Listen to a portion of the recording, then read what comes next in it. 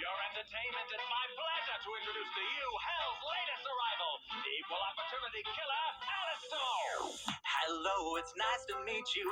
Can you tell me where I am? I don't know how I got here, but I think I'm starting to understand. I don't belong among the angels, and maybe that's just fine with me. The things I did up there were high school, but now I'm going for my degree.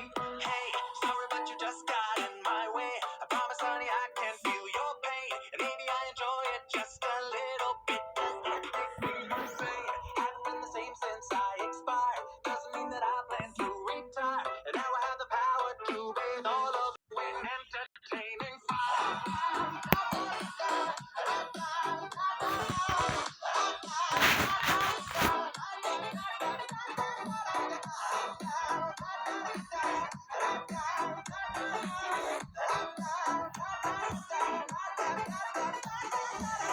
Wait a minute, do I know you? Weren't you an old pal of mine? Departed from us far too early, but now we're meeting a second time. We used to have such fun together, and maybe you have what I need.